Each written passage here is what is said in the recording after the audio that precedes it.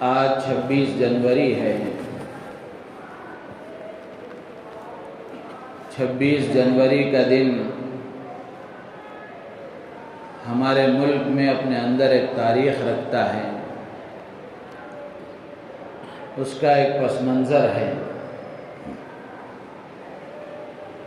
تو اس سے متعلق بھی کچھ باتیں عرض کی جائیں گی۔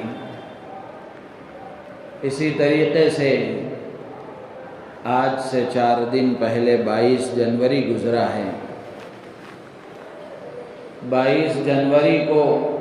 ہمارے ملک میں جو کچھ ہوا، اس کے تناظر میں بھی کچھ اہم پیغامات آپ حضرات کے سامنے عرض کیے جائیں گے۔ اور تیسری بات یہ ہے کہ جو مہینہ چل رہا ہے یہ رجب کا مہینہ ہے۔ یہ مہینہ بھی عظمتوں والا مہینہ ہے، برکتوں والا مہینہ ہے، اپنے اندر بڑی اہمیت رکھتا ہے۔ تو اس لیے آج آپ حضرات کے سامنے ان تینوں موضوعات سے متعلق کچھ باتیں عرض کی جائیں گی۔ پہلی بات یہ ہے کہ یہ جو رجب کا مہینہ ہے یہ بڑا بابرکت مہینہ ہے۔ قرآن پاک میں اللہ تبارک و تعالی نے ارشاد فرمایا، ان عدت الشہور عند اللہ 12 شہرا فی کتاب اللہ یوم خلق السماوات والارض منها 4 حرم۔ جب سے اللہ نے آسمانوں اور زمینوں کو پیدا فرمایا ہے،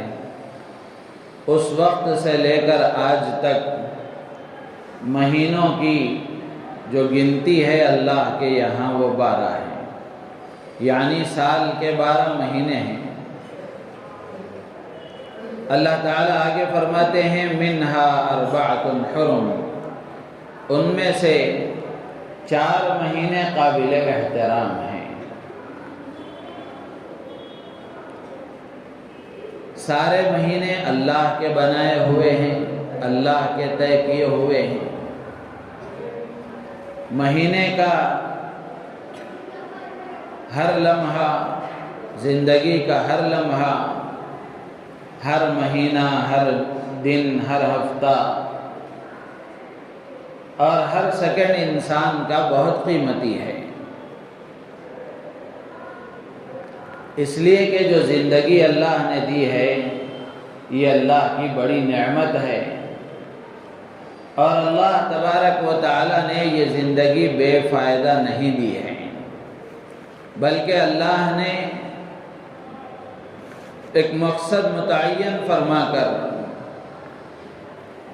منزل طے کر کے اللہ تعالی نے یہ زندگی عطا فرمائی ہے۔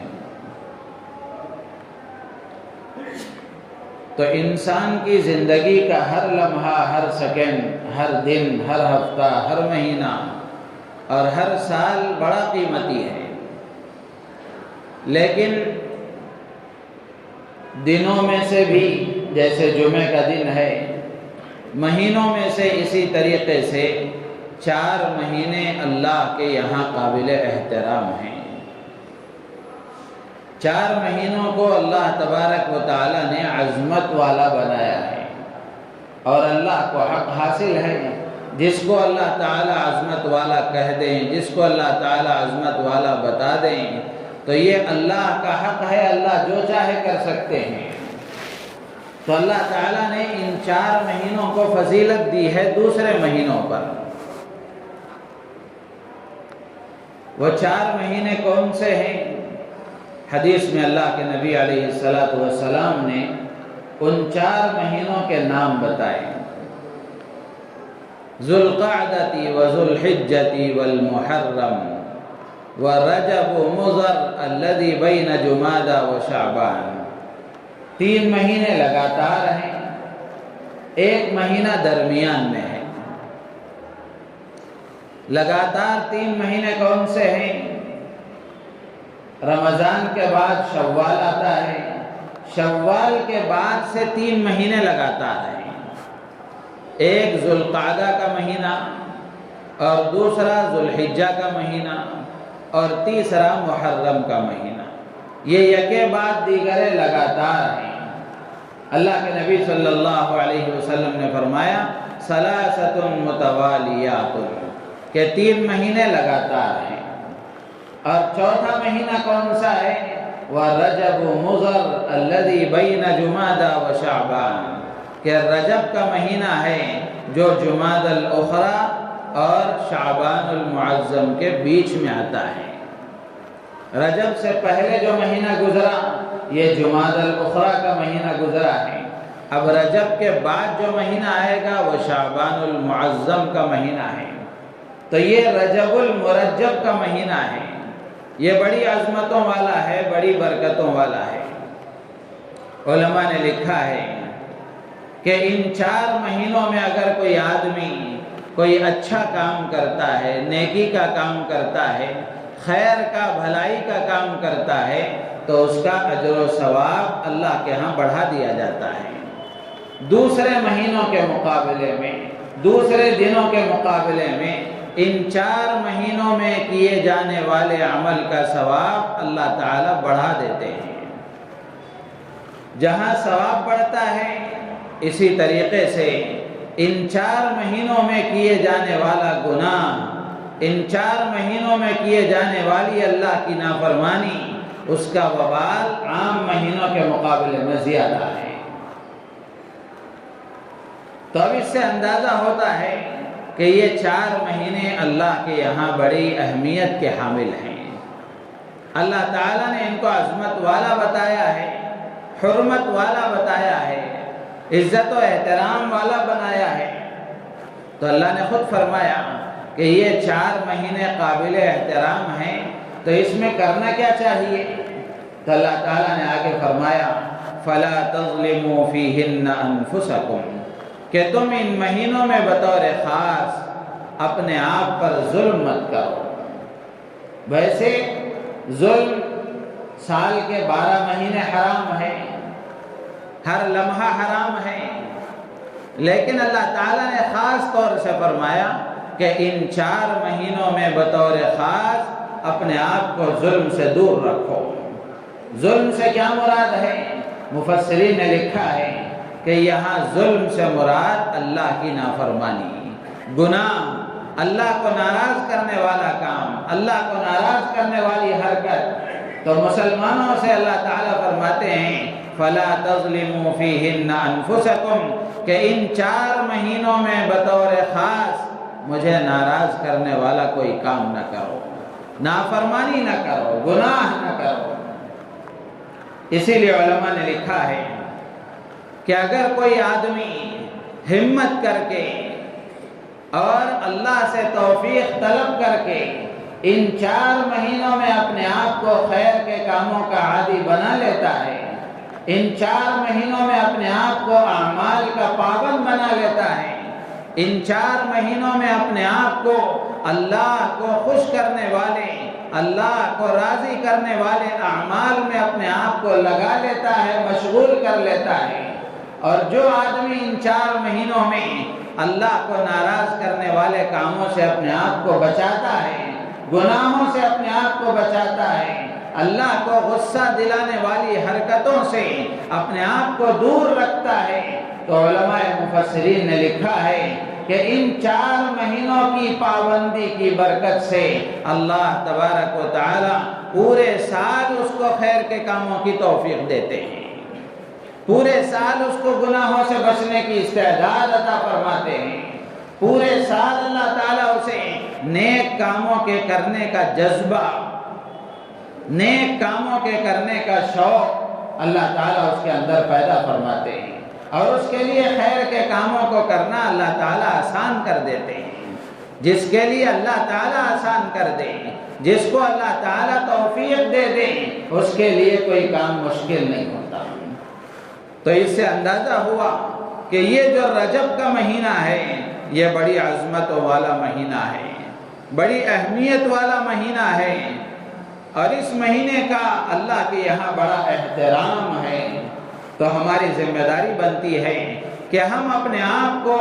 رجب کے مہینے میں خیر کے کاموں کا عادی بنانے کی کوشش کریں، اللہ کو ناراض کرنے والے کاموں سے اپنے آپ کو بچانے کی کوشش کریں، گناہوں سے اپنے آپ کو دور رکھنے کی کوشش کریں، اور اس بات کی فکر کریں اور اس بات کی کوشش کریں کہ ہمارا اس میں نمازوں کا اہتمام ہو، اللہ کے کلام کی تلاوت کا اہتمام ہو، اللہ کے ذکر کا اہتمام ہو، درود پاک کا اہتمام ہو، اور جو حقوق اللہ نے ہمارے ذمے میں رکھے ہیں ان حقوق کی ادائیگی کا اہتمام ہو۔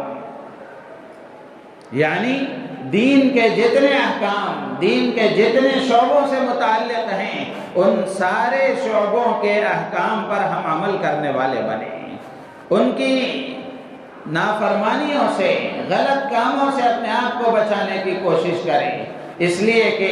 جو ان مہینوں میں اپنے آپ کو پابند بنا لیتا ہے اللہ تعالیٰ اسے سال بھر توفیق دیتے ہیں۔ تو اس لیے ہمت کر کے ان مہینوں میں اپنے آپ کو خیر کے کاموں کا عادی بنا لینا، اور اللہ کی نافرمانی سے، گناہ سے اور اللہ کو ناراض کرنے والے ہر کام، ہر بات، ہر عمل اور ہر حرکت سے اپنے آپ کو دور رکھنے کی کوشش کرنا، فکر کرنا، یہ ہر مسلمان کی ذمہ داری ہے۔ اور رجب کا مہینہ شروع ہوتا تو اللہ کے نبی علیہ السلام کا کیا عمل تھا؟ روایتوں میں آتا ہے جب رجب کا چاند نظر آتا سرکار دو عالم صلی اللہ تعالی علیہ وسلم اللہ سے یہ دعا فرمایا کرتے تھے، اللہم بارک لنا فی رجب و شعبان وبلغنا رمضان۔ اللہ سے یہ دعا مانگا کرتے، رجب شروع ہوتا اللہ کے نبی کو رمضان یاد آتا، رجب شروع ہوتا اللہ کے نبی علیہ السلام رمضان کی تیاری کے لیے اپنے آپ کو تیار کر لیتے تھے، اور اللہ سے یہ دعا مانگا کرتے تھے، اللہم بارک لنا فی رجب و شعبان، کہ اللہ میرے لیے رجب اور شعبان میں برکت عطا فرما اور ہمیں عافیت کے ساتھ رمضان تک پہنچا دے۔ یہ اللہ سے دعا مانگا کرتے تھے۔ تو گویا اللہ سے اس بات کی دعا مانگی جا رہی ہے کہ اللہ رجب میں اور شعبان میں ہمارے لیے برکت عطا فرما اور ہماری زندگی میں اتنی برکت دے کہ ہم رمضان تک پہنچ جائیں۔ اس لیے کہ رمضان کے مہینے کا مل جانا یہ کوئی معمولی بات نہیں ہے۔ رمضان کا مہینہ بڑا مقدس، بڑا عظمتوں والا مہینہ ہے۔ وہ مہینہ کسی کی زندگی میں نصیب ہو جائے تو یہ اس کے لیے بڑی سعادت کی بات ہوتی ہے۔ اسی لیے اللہ کے نبی علیہ السلام رجب کا مہینہ شروع ہوتا تو آپ رمضان کے آنے تک ان دعاؤں کا اہتمام فرماتے تھے۔ تو ہمیں بھی چاہیے کہ ہم رمضان سے رجب کا مہینہ شروع ہو چکا ہے اور دعائیں مانگی جا رہی ہیں، تو ہر مسلمان کی فرداً ذمہ داری ہے کہ وہ اللہ سے اس کی دعا مانگے کہ اللہ تو نے رجب کا مہینہ عطا فرمایا ہے تو اس میں خیر کے کاموں کی توفیق عطا فرما، اور رجب و شعبان میں ہماری عمر میں اتنی برکت عطا فرما کہ پھر ہماری زندگی میں دوبارہ رمضان کا مہینہ ہمیں نصیب ہو جائے۔ تو اللہ سے اس کی دعائیں مانگی جائیں، اور رمضان کی تیاری کے لیے اعمال کے اعتبار سے، اسباب کے اعتبار سے، ہر اعتبار سے آدمی اپنے آپ کو تیار کریں، ہر اعتبار سے اپنے آپ کو تیار کریں تاکہ رمضان کا مہینہ ہم صحیح طریقے سے گزار سکیں۔ اور رمضان کے مہینے کے بارے میں بھی علماء نے لکھا ہے کہ جس کا رمضان جیسا گزرتا ہے پورا سال ویسا گزرتا ہے۔ تو اس لیے ہماری ذمہ داری بنتی ہے کہ یہ رجب کا مہینہ اس کی عظمت اپنے دل میں پیدا کریں، اس کی اہمیت کو سمجھتے ہوئے اپنے آپ کو خیر کے کاموں میں آگے بڑھانے کی کوشش کریں، اس لیے کہ یہ سیزن ہے نیک کاموں کا، اور یہ سیزن ہے اللہ کو راضی کر لینے کا، اور یہ سیزن ہے ثواب کما لینے کا، نیکیوں کو خزانہ جمع کر لینے کا یہ سیزن ہے جو اللہ نے ہمیں عطا فرمایا ہے۔ تو ہماری ذمہ داری ہے کہ ہم اپنے آپ کو نیک کاموں میں لگانے کی فکر کریں، نمازوں کا اہتمام کرنے کی کوشش کریں، قرآن کی تلاوت کا اہتمام کرنے کی کوشش کریں، اللہ کے ذکر کا اہتمام کرنے کی کوشش کریں، درود پاک کے اہتمام کی کوشش کریں، ہر خیر کے کام میں اپنے آپ کو آگے بڑھانے کی فکر کریں، تاکہ ان مہینوں کی پابندی کی وجہ سے، ان مہینوں میں خیر کے کام کرنے کی وجہ سے اللہ تعالی ہمیں سال بھر خیر کے کاموں میں مشغول رکھیں گے، سال بھر ہمیں خیر کے کاموں کی توفیق دیں گے، سال بھر ہمارے اندر خیر کے کاموں کا جذبہ اللہ تعالیٰ پیدا کریں گے۔ تو یہ پہلی بات تھی جو میں نے آپ کے سامنے عرض کی، چونکہ گزشتہ جمعہ اس سے پیوستہ جمعہ کچھ خاص اس وقت کے حالات کے پیش نظر آپ حضرات کے سامنے عرض کیا گیا تھا۔ رجب کا مہینہ اگر سے شروع ہو گیا لیکن اس سے متعلق بات آپ کے سامنے عرض نہیں کی گئی، اس لیے میں نے مناسب سمجھا کہ آج آپ کے سامنے رجب کے سلسلے میں کچھ باتیں عرض کر دی جائیں۔ رجب کے معنی میں ہی عظمت ہے۔ رجب کا جو معنی ہے، رجب یہ عربی کا لفظ ہے، ترجیب سے آتا ہے، اس کا معنی ہی ہے تعظیم، عظمت والا۔ رجب المرجب یہ عظمت والا مہینہ ہے، تو اس لیے اس کی عظمت اپنے دل میں پیدا کرنا، اس کی اہمیت اپنے اندر پیدا کرنا اور اس سے فائدہ اٹھانے کی کوشش کرنا، یہ ہر مسلمان کی ذمہ داری ہے، ہر مسلمان کی ذمہ داری ہے۔ جیسے دنیا میں ہم دیکھتے ہیں سیزن آتا ہے تو تاجر اپنی تجارت کے سلسلے میں اس کو آگے بڑھانے کی پوری فکر کرتا ہے، کھانے پینے کے اوقات آگے پیچھے ہو جاتے ہیں، راحت و آرام کے اوقات آگے پیچھے ہو جاتے ہیں، بسا اوقات کھانا قربان کر دیتا ہے، آرام قربان کر دیتا ہے کہ اس لیے کہ کھانا تو بعد میں بھی کھائیں گے، آرام بعد میں بھی کریں گے، یہ موقع اللہ نے دیا ہے تو اس موقع سے فائدہ اٹھا لیں۔ تو بالکل اسی طریقے سے یہ نیکیوں کا سیزن ہے، اس میں نیک کام کر لینے کا موقع اللہ نے ہمیں دیا ہے، تو ہماری ذمہ داری بنتی ہے کہ ہم ان مہینوں سے فائدہ اٹھائیں، اور خاص طور سے یہ جو رجب کا مہینہ اب چل رہا ہے، اللہ نے ہمیں زندہ رکھا ہے اور یہ مہینہ ہماری زندگی میں ہمیں عطا فرمایا ہے، تو اللہ کی دی ہوئی زندگی کی اس نعمت کا شکر یہی ہے کہ ہم اس کو صحیح کاموں میں لگانے کی کوشش کریں، اللہ کو راضی کرنے والے کاموں میں اپنے آپ کو لگانے کی کوشش کریں، اور رجب کے مہینے سے فائدہ اٹھاتے ہوئے اس میں خوب اللہ کو راضی کرنے والے کام کریں۔ اللہ تعالیٰ مجھے آپ کو، پوری امت مسلمہ کو اس کی توفیق عطا فرمائے۔ دوسری بات جو عرض کرنے کی ہے وہ یہ کہ آج 26 جنوری کا دن ہے، اور 26 جنوری کا یہ دن ایک قومی دن ہے ہمارے ملک کے اعتبار سے، اور پورے ملک میں یہ دن منایا جاتا ہے۔ ہمارا ملک آزاد ہوا 15 اگست کو 1947 میں، تو آزادی تو اگرچہ مل گئی لیکن آزادی کے بعد بھی قانون جو ملک کا چل رہا تھا یہ انہی انگریزوں کا بنایا ہوا قانون تھا جو 1935 سے لاگو تھا، نافذ تھا۔ پھر لوگوں نے کوشش کی اور ملک کے اہم لوگوں کے ذہن میں خیال آیا کہ ہمارے ملک کا اپنا قانون ہونا چاہیے۔ جب ہم نے آزادی حاصل کر لی ہے، غلامی کا طوق اپنے گردن سے نکال کر پھینک دیا ہے، تو پھر دوسروں کا قانون ہمارے ملک میں کیوں چلے گا؟ ہم اپنے ملک کا قانون بنائیں گے۔ تو اس کے لیے ایک کمیٹی تشکیل دی گئی اور ایک کمیٹی بنائی گئی جس میں ہر اعتبار سے لوگوں کو جمع کیا گیا، علماء بھی اس میں تھے، مسلم نمائندے بھی اس میں تھے۔ تو اس کمیٹی نے قانون کو تیار کیا، اور قانون کو تیار کرنے کے بعد میں 26 نومبر 1949 کو 1940 پر 9 کو یہ قانون دستور ساز اسمبلی کے سامنے پیش ہوا۔ قانون کی نگرانی کرنے والی جو اسمبلی ہوتی ہے ان کے سامنے یہ پیش کیا گیا، تو پھر اس کے بعد اس پر غور و خوض کر کے، اس کو دیکھ سمجھ کر کے 26 جنوری 1950 کو اس کی اجازت دے دی گئی، اور 26 جنوری 1950 سے یہ قانون پورے ملک میں لاگو کر دیا گیا۔ نافذ کر دیا گیا۔ اور اس وقت میں یہ قانون کا تیار کرنے کے بعد میں، ملک میں چلانے کی اجازت دینے کے بعد میں، یہ یوم جمہوریہ کے طور پر یہ دن خوشی کا منایا گیا۔ تو آج کا دن وہ دن ہے جس میں ہمارے ملک میں اپنے ملک کا قانون نافذ کیا گیا،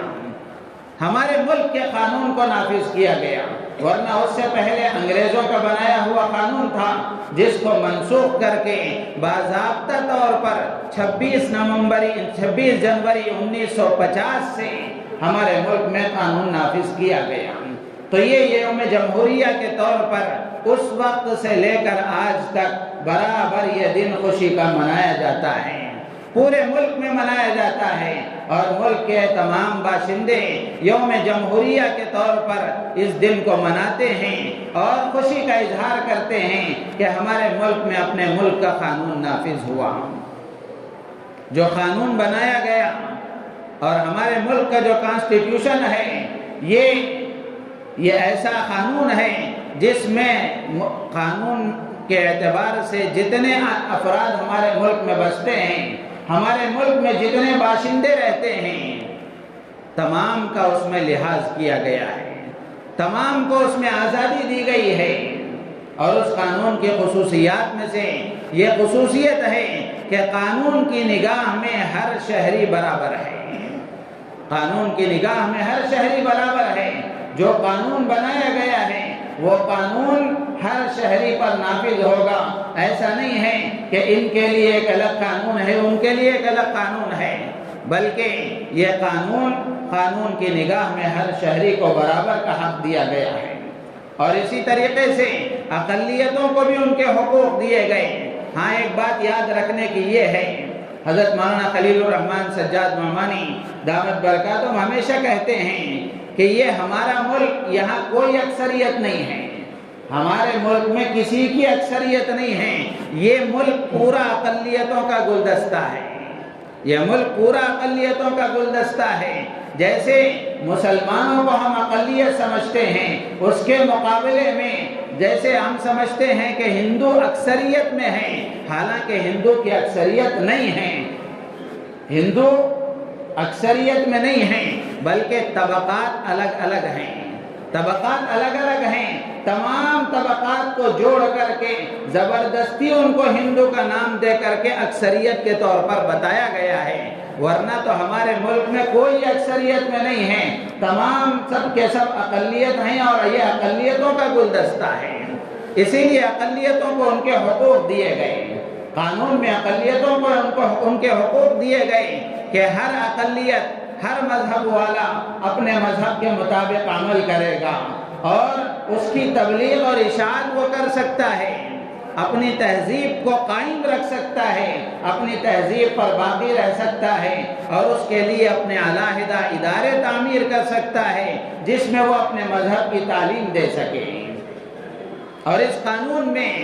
اظہار رائے کی آزادی دی گئی، اظہار خیال کی آزادی دی گئی، اور مذہب کے اعتبار سے آزادی دی گئی کہ ہر مذہب والا اپنے مذہب کے مطابق عمل کر سکتا ہے، زندگی گزار سکتا ہے، اور ملک کا کوئی باشندہ اگر اپنی رائے کا اظہار کرنا چاہے، اپنے خیال کا اظہار کرنا چاہے تو اس کا اظہار کر سکتا ہے اور رائے دے سکتا ہے۔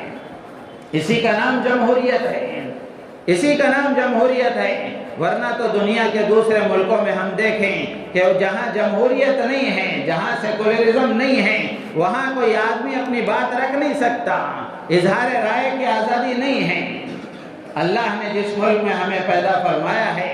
اس ملک میں ملک کے دستور کے اعتبار سے ہر شہری کو آزادی دی گئی ہے، ہر شہری کو آزادی دی گئی ہے۔ اسی قانون کے جشن میں آج کا دن منایا جاتا ہے، اور جمہوریت کو برقرار رکھنے کے لیے، جمہوریت کو باقی رکھنے میں 4 چیزوں کا کردار اہم ہوتا ہے،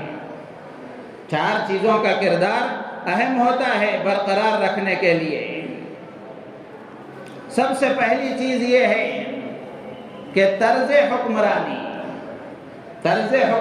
یا انتخابات ہیں۔ پہلی چیز ہے انتخاب، ووٹنگ۔ یہ جمہوریت کو برقرار رکھنے کا ایک حق اور ایک طریقہ ہے کہ جس میں عوام اپنے نمائندے کو منتخب کر کے پارلیمنٹ میں بھیجتے ہیں تاکہ وہ ہماری ضروریات کا وہاں اظہار کر سکیں اور ہماری صحیح نمائندگی کر سکیں۔ تو جمہوریت کو برقرار رکھنے کا طریقہ یہ ووٹنگ ہے، اور ووٹنگ کا خلاصہ یہ ہے کہ عوام اپنی نمائندگی کے لیے اپنی طرف سے نمائندے کو منتخب کر کے پارلیمنٹ میں بھیجتے ہیں تاکہ وہاں ہمارا نمائندہ ہماری صحیح نمائندگی کر سکے، ہماری ضروریات کو پیش کر کے وہ نمائندہ اپنے اپنے اعتبار سے ہماری صحیح ضروریات کو پورا کر سکے، ہمارے لیے ساری چیزوں کا انتظام کر سکے۔ تو عوام جس کو منتخب کریں گی وہ عوام کا منتخب شدہ نمائندہ پارلیمنٹ پہنچتا ہے اور اپنے حلقے کی وہ نمائندگی کرتا ہے، ان کے لیے ضروریات کا انتظام کرتا ہے اور ان کی ضرورتوں کو پورا کرنے کی کوشش کرتا ہے۔ لیکن میرے عزیز و دوست بزرگوں، یہ انتخابات بھی اب جو صورتحال ملک کی ہماری ہے، اس میں انتخابات میں بھی شفافیت اور شفافیت نہیں ہے۔ اب جو حال ہے صورتحال ہے، پہلے ایسا ہوتا ہوگا تو ہوتا ہوگا کہ انتخاب میں ایسا آدمی جو کسی نہ کسی درجے میں صحیح اخلاق کا حامل ہے، صحیح اپنی قوم کا درد رکھنے والا ہے، ایسا آدمی منتخب ہوتا اور اپنے علاقے کی وہ فکر کرتا، ان کی ضروریات کا خیال کرتا۔ لیکن آج جو صورتحال ہے ہم دیکھ رہے ہیں کہ اکثر ایسے افراد جو جرائم پیشہ ہیں، جن پر کئی کیسز ہیں، ایسے افراد کو منتخب کیا جاتا ہے، بلکہ پارٹیاں ٹکٹ بھی ایسے ہی لوگوں کو دیتی ہیں۔ اب ایسا آدمی لفاظی کرتا ہے اور ہتھیلی میں جنت دکھاتا ہے، یہ سب باتیں ووٹنگ کی حد تک ہوتی ہیں، یہ سب باتیں ووٹنگ کی حد تک ہوتی ہیں۔ جب ووٹنگ میں اس کا انتخاب ہو جاتا ہے تو پھر اس کے بعد وہ اپنی جگہ ہے اور اپنی عوام اپنی جگہ ہے۔ تو جمہوریت کو باقی رکھنے کا جو ایک بڑا ستون ہے انتخابات، اس میں بھی اب صورتحال ایسی ہے کہ وہ جمہوریت کو باقی رکھنے کے اعتبار سے جو کردار ادا کرنا چاہیے تھا اس میں بھی وہ کردار نظر نہیں آ رہا ہے، جبکہ جمہوریت کو باقی رکھنے کا ایک مضبوط طریقہ اور ایک مضبوط ستون تھا۔ اور دوسرا ستون ہے حکمرانی کا طرز، حکومت کرنے کا انداز، اس لیے کہ ہمارے ملک میں کوئی حکومت مذہبی نہیں ہے، جمہوری ہے، کسی مذہب کی نمائندہ نہیں ہے ہماری حکومت، بلکہ ملک میں جتنے باشندے بستے ہیں سب کی وہ ترجمان ہوتی ہے، سب کا خیال رکھنے والی ہوتی ہے۔ لیکن اب جو صورتحال ہم دیکھ رہے ہیں، ہر طرف نفرت کا ماحول ہے، ہر طرف بدامنی کا ماحول ہے، مہنگائی عروج پر ہے، اور ایک مخصوص طبقے سے متعلق نفرت پیدا کرنے کی سرکاری سطح پر کوششیں کی جا رہی ہیں، اور بالخصوص مسلمانوں کو ٹارگٹ کیا جا رہا ہے، اور حکمرانی کا جمہوری ملکوں میں جو انداز ہونا چاہیے وہ انداز وہ بھی ختم ہوتا ہوا نظر آ رہا ہے، جیسے ہم دیکھ رہے ہیں اب جو صورتحال ہے۔ تو اس لیے جمہوریت کو برقرار رکھنے کا یہ طریقہ تھا، لیکن اب وہی طریقہ جو حکمرانوں کو اپنانا چاہیے تھا، اس کے بجائے اب ہماری حکومت کسی ایک مذہب کی ترجمان بن چکی ہے، ہمارے حکومتوں کے نمائندے کسی ایک مذہب کے ترجمان بن چکے ہیں، جبکہ ان کا حق یہ تھا کہ وہ پوری طرح فکر کرتے اس بات کی کہ کسی طریقے سے ملک کے باشندوں کو متحد رکھا جائے، ان کی ضرورتوں کو پورا کیا جائے، ان کا خیال رکھا جائے، لیکن اب ایسی صورتحال نظر نہیں آتی۔ اور تیسری چیز ہے میڈیا، تیسری چیز ہے میڈیا۔ اب میڈیا کے بارے میں بھی ہم دیکھ رہے ہیں کہ میڈیا جمہوریت کو برقرار رکھنے میں ایک اہم کردار ادا کرنے والا شعبہ ہے، لیکن اب جو صورتحال ہے میڈیا کی وہ بھی یک طرفہ طور پر اور جانبدارانہ طریقے سے اس کا استعمال کیا جا رہا ہے۔ ملک میں امن کے برقرار رکھنے کے لیے، ملک میں ایک جہتی کو فروغ دینے کے لیے میڈیا کا بڑا اہم رول ہوتا ہے۔ اگر میڈیا جانبدار ہو جائے اور میڈیا کسی ایک کی ترجمانی کرنے لگے تو پھر جو صورتحال اس وقت ہم اپنے ملک میں دیکھ رہے ہیں وہ صورتحال ہوتی ہے۔ جبکہ میڈیا کا کام یہ تھا کہ وہ صحیح بات نشر کرتی، حق کو پھیلانے کی کوشش کرتی اور لوگوں کے درمیان امن و امان کو باقی رکھنے کے لیے اس کا استعمال کیا جاتا۔ لیکن آج جو صورتحال ہے وہ ہم دیکھ رہے ہیں کہ میڈیا زہر کے پھیلانے میں پوری طرح کردار ادا کر رہا ہے۔ ایک مخصوص طبقے کو ٹارگٹ بنا کر ملک کے دوسرے باشندوں میں ان کے سلسلے میں نفرت پیدا کرنے کے لیے اس کا استعمال کیا جا رہا ہے۔ تو اس لیے جمہوریت کو برقرار رکھنے کے لیے جس شعبے کو متحرک ہونا چاہیے تھا، جس شعبے کو اپنا کردار ادا کرنا چاہیے تھا، اس کا بھی حال ایسا ہے کہ وہ بھی جمہوریت کا گلا گھونٹنے کے در پہ لگا ہوا ہے۔ چوتھی چیز ہے عدالتیں اور عدلیہ۔ عدالتوں کا کام یہ تھا کہ وہ قانون کی روشنی میں حق کو نافذ کرتی اور انصاف کا فیصلہ کرتی، یہ عدلیہ کا کام تھا۔ اس کا تعلق کسی حکومت کے ساتھ نہیں ہو سکتا اور عدالتیں کسی کے دباؤ میں فیصلہ نہیں دے سکتی، بلکہ قانون کی روشنی میں جو مجرم ہوگا اس کو مجرم کہا جائے گا اور جس کو انصاف ملنا چاہیے اس کو انصاف دیا جائے گا۔ یہ عدالتوں کا کام تھا۔ لیکن عدالتوں سے اب جو فیصلے صادر ہو رہے ہیں اکثر، لیکن پھر بھی تھوڑا بہت کبھی کبھار ایک دو فیصلے صحیح ہو جاتے ہیں تاکہ ملک کے لوگوں میں عدالتوں پر بھروسہ باقی رہے، ورنہ تو اکثر معاملہ ایسا ہے کہ عدالتوں سے اب فیصلے بھی دباؤ میں ہی کیے جا رہے ہیں۔ خود بابری مسجد کا فیصلہ ہے، بابری مسجد کا فیصلہ خود شاہد ہے، جس کے تمام دفعات میں اگر انصاف کے مطابق فیصلہ ہوتا تو آج جو صورتحال ہے وہ نہ ہوتا تھا۔ اس لیے کہ ساری باتیں تسلیم کی گئی، لیکن اس کے باوجود کسی دباؤ میں آ کر فیصلہ بدل دیا گیا۔ تو جمہوریت کو برقرار رکھنے میں عدالتوں کا بھی بڑا کردار ہوتا ہے، عدالتوں کا بھی بڑا کردار ہوتا ہے۔ تو جن مقاصد کے تحت میں ہمارے ملک کے اکابر نے قربانیاں دی اور ملک کے بڑے لوگوں نے اپنی جانوں کے نذرانے پیش کیے اور آزادی کے لیے جنگیں لڑی، انگریز کو ملک سے بھگایا اور انگریز کی غلامی سے ہمارے ملک کو آزاد کیا، اور اس آزادی کو برقرار رکھنے کے لیے ملک کا جو قانون بنایا گیا تاکہ ملک اس قانون کے مطابق چلے، اسی کو آج ختم کرنے کی کوششیں کی جا رہی ہیں۔ تو اتنے سال کے بعد ہم دیکھ رہے ہیں کہ ہمارے ملک میں ہمارے اکابر نے جن مقاصد کے تحت قربانیاں دی تھیں، آج ان مقاصد کو نظر انداز کر دیا جا رہا ہے، اور آزادی کی جنگیں جس مقصد کے لیے لڑی گئیں تاکہ ملک کے باشندے ملک میں امن کے ساتھ زندگی گزاریں، مساوات اور برابری کے حقوق کے ساتھ زندگی گزاریں، لیکن آج جو صورتحال ہے وہ یہ بتاتی ہے کہ ہمارے اکابر اور ہمارے بڑوں نے جو قربانیاں دی ان مقاصد کو نظر انداز کر کے، ان اہداف کو نظر انداز کر کے آج کوئی دوسرا ہی کھیل کھیلا جا رہا ہے۔ تو ایسے موقع پر آج کا دن یہ اس بات کے پیغام کے لیے ہے کہ ہم میں سے ہر ایک کی ذمہ داری بنتی ہے کہ ہم اپنے اکابر کی تاریخ کو پڑھیں، اپنے اکابر کی تاریخ کو معلوم کریں کہ ملک کے لیے ہمارے اکابر نے کیا کیا اور ملک کو کن بنیادوں پر کھڑا کرنے کی کوشش انہوں نے کی، کن مقاصد کے تحت یہ ساری قربانیاں دی گئیں۔ آج ہماری نوجوان نسل کو اس کے بتانے کی ضرورت ہے۔ میڈیا کے ذریعے سے، سوشل میڈیا اور پرنٹ میڈیا کے ذریعے سے جو باتیں پھیلائی جا رہی ہیں آج ہمارے مسلمان بھی اتنا ہی جانتے ہیں۔ اگر ہم اپنی تاریخ کو پڑھیں گے تو ہماری تاریخ کا باب بہت روشن ہے،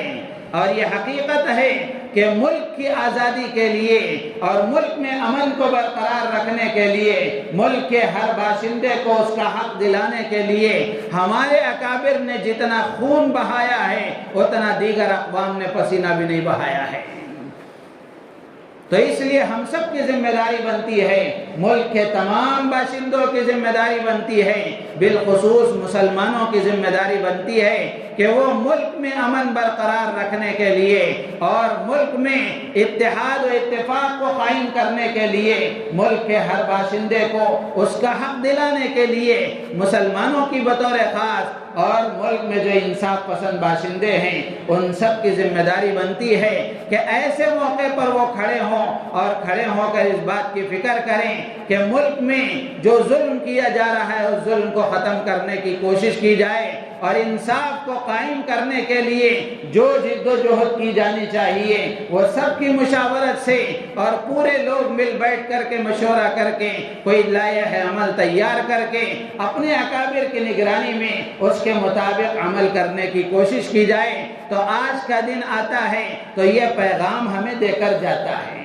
تو آج کے دن کا پیغام یہی ہے کہ ہم اپنے اکابر کی قربانیوں کو یاد کریں اور ملک کے لیے جن جن لوگوں نے قربانیاں دی تھیں، آزادی کی، ان کے پیش نظر کیا تھا اور کس لیے وہ قربانیاں دی گئیں۔ آج ضرورت ہے اس بات کی کہ ان ساری چیزوں کو یاد کیا جائے، معلوم کیا جائے اور اس کے مطابق عمل کرنے کی کوشش کی جائے۔ تیسری بات ہے جو میں نے عرض کی تھی کہ 22 جنوری کو جو کچھ ہوا وہ ہم نے دیکھا اور پورے ملک نے دیکھا بلکہ پوری دنیا نے دیکھا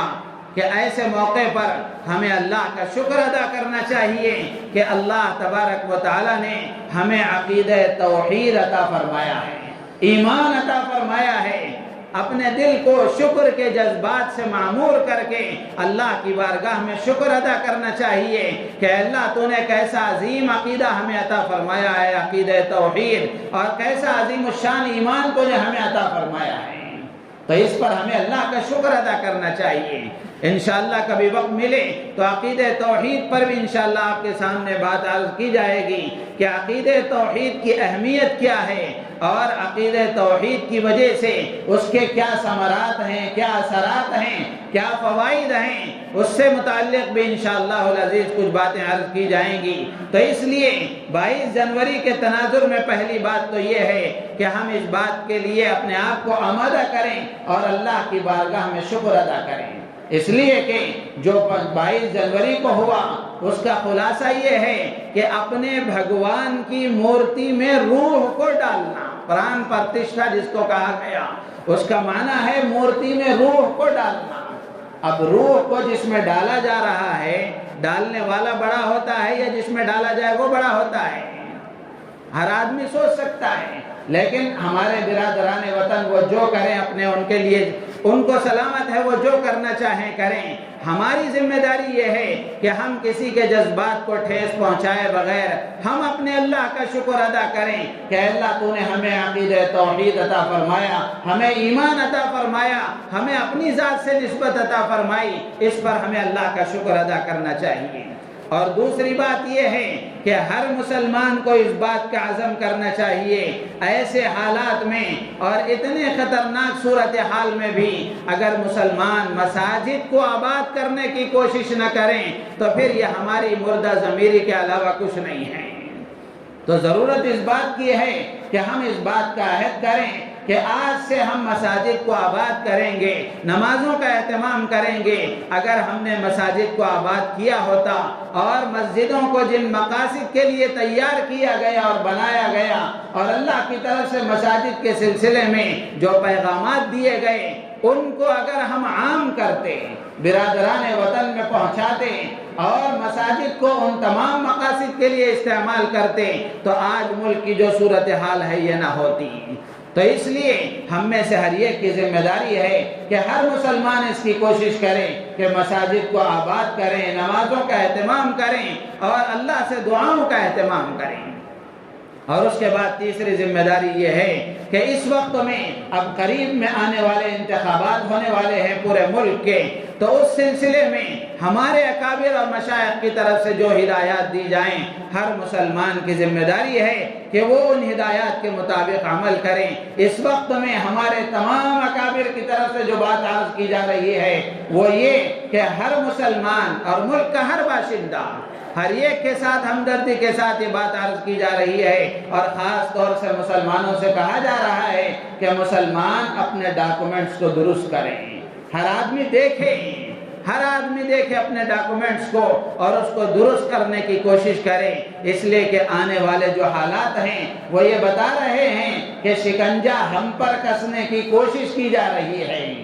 یہ الگ بات ہے کہ مسلمان اللہ تبارک و تعالیٰ نے قیامت تک باقی رکھنے کے لیے بنایا ہے۔ کوئی بادشاہ ایسا نہیں آیا جس نے قوم کو بالکل یہ ختم کر دیا ہو، ختم کرنے والے ختم ہو گئے۔ اسلام تا قیامت باقی رہے گا اور اسلام کے ماننے والے تا قیامت باقی رہیں گے۔ ضرورت اس بات کی ہے کہ کسی طرح سے مایوس ہوئے بغیر، کسی طرح سے مایوس ہوئے بغیر، مایوسی کو اپنے دل میں لائے بغیر اپنے ذمے کا جو کام کرنے کا ہے ان کاموں کو ہم کرنے کی عادت بنائیں اور اپنے اکابر پر اعتماد، ان کی ہدایات کے مطابق عمل کرنے کی کوشش کریں۔ انشاءاللہ العزیز اللہ تعالی ہمارے حق میں خیر کے فیصلے فرمائیں گے۔ اللہ تعالیٰ سے دعا ہے اللہ تعالیٰ ہم سب کو ان باتوں پر عمل کی توفیق عطا فرمائے، ہماری نیتوں میں اخلاص پیدا فرمائے۔ آمین وآخر دعوانا الحمد